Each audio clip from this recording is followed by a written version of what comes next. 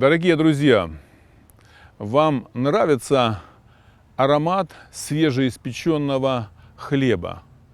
Когда его только достали из печи, и вам не терпится отломить корочку хлеба и утолить свой голод.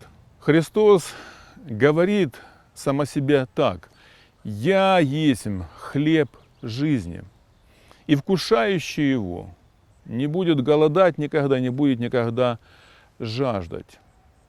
Как обычный хлеб питает наше тело, дает силы нашей плоти и утоляет голод, так и Евангелие, Слово Божье, исходящее из уст Христа, питает наш дух, укрепляет нашу душу. Есть люди, которые задаются вопросом и говорят: ну как можно вот эту маленькую книгу, подразумевая Евангелие, читать всю свою жизнь? Ведь, прочитал один или два раза и так запомнил, все понятно. А я хочу спросить вас, а как вам удается каждый день идти в магазин и покупать хлеб для того, чтобы его есть каждый день? Как у вас это получается? А вы скажете: ну это само собой понятно, нам нужен хлеб каждый день. Также и Евангелие, оно всегда ароматно, привлекательно, способно утолять нашу жажду и голод. Как написано: «Вкусите, как благ Господь». В Новом Завете есть история из жизни Христа, когда Он выражает похвалу одной женщине. Вот никогда более Он ничего похвальнее не сказал.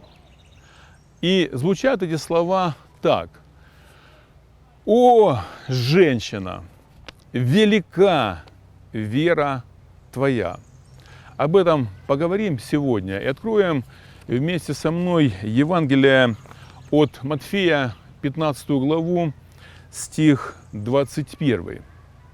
Давайте вместе прочитаем эту короткую историю и для себя не просто услышим, а вот действительно переварим, пережуем, чтобы извлечь урок, почему Иисус похвалил так женщину.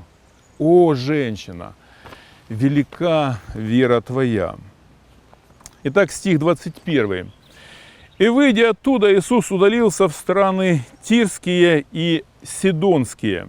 И вот женщина, хананиянка, выйдя из тех мест, кричала ему: помилуй меня, Господи, сын Давидов, дочь моя жестоко беснуется. Но он не отвечал ей ни слова». Но прежде всего надо заметить, что Христос покидает привычные свои места: Галилею, Иудею, Израиль, территорию, где поклоняются живому Богу, и переходит на языческую территорию. Возможно, для того, чтобы уединиться, отдохнуть, побыть вдвоем с учениками, помолиться тихо своему Отцу. Вот упоминается, что он отправляется в страны Тирские и Сидонские. Это территория современного Ливана. Тир в прошлом был большой торговый город, сегодня это город Сур. И вот он пересек эту границу, находится на языческой территории. Как Марк пишет в Евангелии, что о нем пошла молва в этих окрестностях среди язычников, и толпы к нему стремились. И вот появляется эта женщина, хананиянка, язычница, которая не просто просит его тихо: пожалуйста, пожалуйста. Нет, она кричит изо всех сил. Как написано, кричала ему: помилуй меня, Господи, сын Давидов. Помилуй меня. Она просит за свою дочь. И какова реакция Христа? Как он отвечает на этот крик? Это даже удивительно, что Христос, написано, но он не отвечал ей ни слова. Представляете? Вот насколько многолик Христос в своих реакциях на людей. Непредсказуем он. Что будет дальше? Вот женщина кричит изо всех сил. Она буквально всем мешает, она всех уже своим криком раздражает.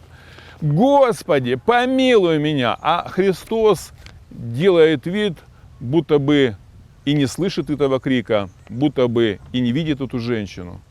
Вот если бы было это, то же самое происходило с нами.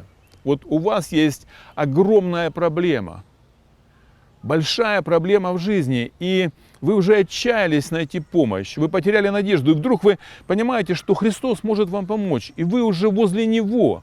Вот реально Христос перед вами, и вы кричите, вы умоляете, а Он вас будто бы не замечает. Вот как бы вы себя почувствовали вот на месте этой женщины? Мы могли бы обидеться, сказать, да что это такое, как со мной так, почему вообще, он даже не поворачивается ко мне, он не сказал мне даже одного слова. Но эта хананианская женщина намеренно избирает такую тактику, такую стратегию поведения. Она решила вот буквально быть помехой на пути следования Иисусу, буквально всем мешать своим криком. И смотрите, что происходит дальше, как история разворачивается. И ученики его, приступив, просили его. Ученики уже просят: отпусти ее, потому что кричит за нами.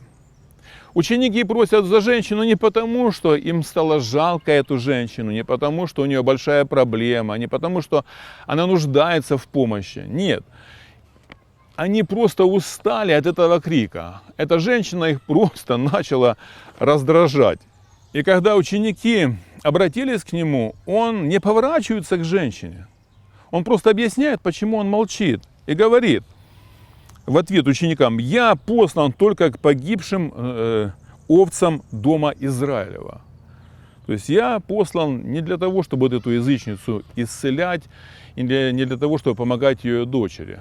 И опять-таки эта женщина могла отчаяться и сказать: почему? Почему он так поступает со мной? Но смотрите ее реакция.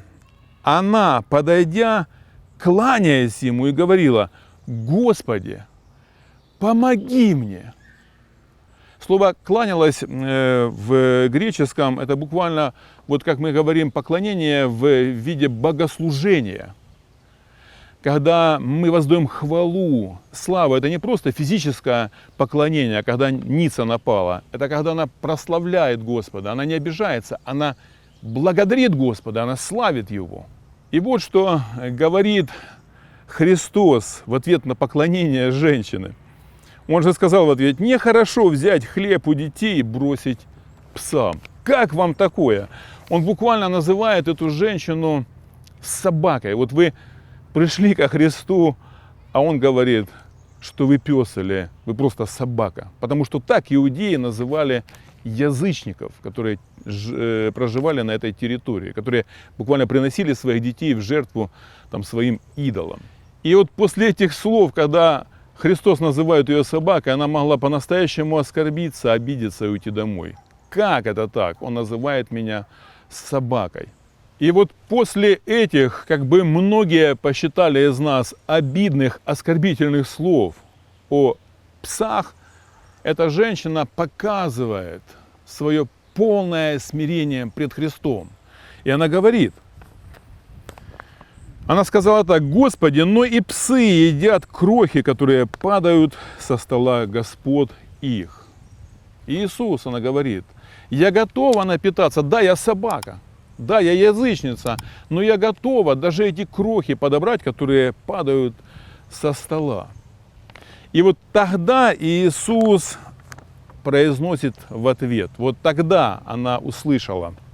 Тогда Иисус сказал в ответ: «О, женщина, велика вера твоя, да будет тебе по желанию твоему». И исцелилась дочерью в тот час. Никто никогда более не слышал подобных слов похвалы из уст Христа. Друзья, это очень сильный урок для всех нас. Это есть хлеб жизни, что для Бога не важна наша раса, национальность, страна, в которой мы живем, и даже религия, в которой мы находимся сегодня, или в окружении которой мы находимся. Бог смотрит на нашу веру, как мы веруем. И Иисус смотрит на то, какая моя вера. И вот эта женщина показала, Иисус назвал это великой верой и ответил на ее прошение.